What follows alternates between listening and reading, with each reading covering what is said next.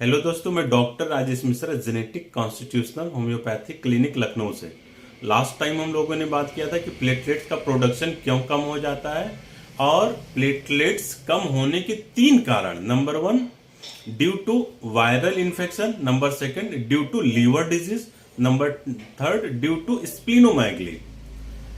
तो आज देखते हैं कि वायरस इन्फेक्शन के कारण हमारा प्लेटलेट्स काउंट क्यों कम हो जाता है।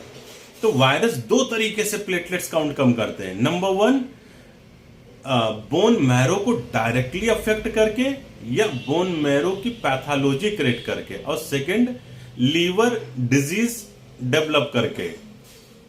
तो आज पहले बोन मैरो पे बात करते हैं।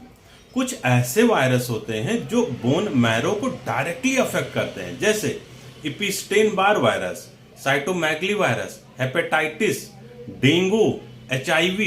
ये बोन मैरो को डायरेक्टली अफेक्ट करते हैं और बोन मैरो में जो मेगा कार्योसाइट सेल्स होते हैं जिसकी वजह से प्लेटलेट्स का प्रोडक्शन होता है, ये उसी को डिस्टर्ब कर देते हैं और इसको बोन मैरो डिसऑर्डर कहते हैं या बोन मैरो सप्रेशन कहते हैं, जिसकी वजह से प्लेटलेट्स का प्रोडक्शन कम होने लगता है। अगर इसका साइकिक रूट आप कॉज देखते हैं तो सेल्फ वर्थ कॉन्फ्लिक्ट आता है। पेशेंट को फील होता है कि आई एम वर्थलेस। अपनी पर्सनल लाइफ में, प्रोफेशनल लाइफ में या सोशल लाइफ में कॉजेशन यहीं कहीं से आएगा। उसको घर में फील होता है कि मेरी यार कोई वैल्यू ही नहीं है, आई एम वर्थलेस। उसकी सोशल लाइफ में लगता है कि मेरी कोई वैल्यू ही नहीं मेरी समाज में, आई एम वर्थलेस। उसको अपने प्रोफेशनल लाइफ में जहां काम करने जाता है वहां उसे फील होता है आई एम वर्थलेस। अगर ये कॉन्फ्लिक्ट है तो बोन मैरो की पैथोलॉजी क्रिएट होगी और ये कॉन्फ्लिक्ट बहुत डीप सीटेड रहेगा, जिसकी वजह से बोन मैरो अफेक्ट होगा और प्लेटलेट्स का प्रोडक्शन कम हो जाएगा।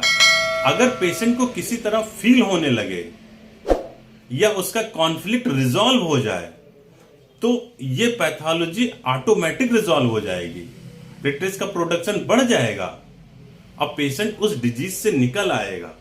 बट अगर कॉन्फ्लिक्ट नहीं रिजॉल्व होता है तो होम्योपैथी में कुछ ऐसी दवाएं हैं जो इस कॉन्फ्लिक्ट को कवर करती हैं और बोन मैरो डिसऑर्डर को सही कर सकती हैं। आइए डिस्कस करते हैं कि कौन कौन सी होम्योपैथी की मेडिसिन है जो सेल्फ वर्थ कॉन्फ्लिक्ट को कवर करती हैं या बोन मैरो डिसऑर्डर को सही कर सकती हैं। तो सबसे पहले बात करते हैं arsenic Elba. Arsenic Elba insecure person होता है, इनसिक्योरिटी इन एवरीथिंग। इसी वजह से उसमें डिजायर टू कंपनी होती है। इस वजह से नहीं कि लोग मेरे पास रहेंगे हम बातें करेंगे, इस वजह से होता है कि लोग मेरे पास रहेंगे तो मैं सिक्योर रहूंगा। सीकिंग सिक्योरिटी इसमें रूब्रिक है आर्सेनिक में। सेकेंड पॉइंट आर्सेनिक का, very positive, positive in object. Object को लेके बहुत पॉजिटिव रहता है, अपने पैसे को लेके बहुत पॉजिटिव रहता है, अपने लोगों को लेके बहुत पॉजिटिव रहता है। इस वजह से कि पैसा होगा तो मुझे सिक्योरिटी देगा, इस वजह से कि लोग मेरे पास ज्यादा रहेंगे तो मुझे सिक्योरिटी प्रोवाइड करेंगे। तीसरा, आर्सेनिक इज वेरी फास्टिडियस। वो उसके उठने में, बैठने में, चलने में, लिखने में, पढ़ने में, यहां तक का पहनने में, सब में फास्टिडियस होता है। Last point, arsenic patient is very selfish.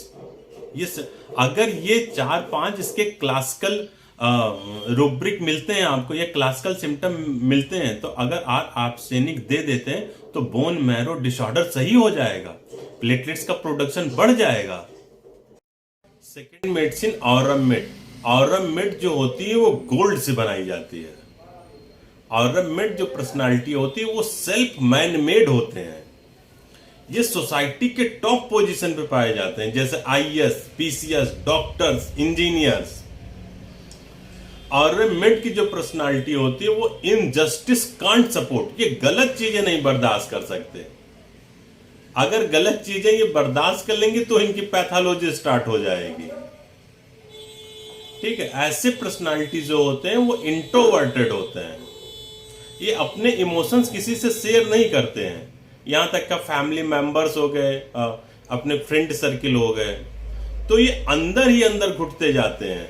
अगर इनको कोई कॉन्फ्लिक्ट आया तो बहुत डीप सीटेड रहता है, लोथिंग ऑफ लाइफ रहता है। Third medicine natrum mur. Natrum mur introverted personality है। नाइट्रोम्यूर 1 to 1 रिलेशन होता है। फैमिली मेंबर्स चाहे जितने हों, किसी एक ही से वो अपनी बातें शेयर करता है। नाइट्रोम्यूर में सन एग्रावेशन होता है, धूप में बैठ नहीं सकता नाइट्रोम्यूर का पेशेंट। सॉल्टी डिजायर होता है, खाने में ऊपर से नमक खाते हैं, और नाइट्रोम्यूर के जो बच्चे होते हैं वो नमक को चाटते हैं। एलर्जिक कॉन्स्टिट्यूशन होता है। Fourth medicine phosphorus.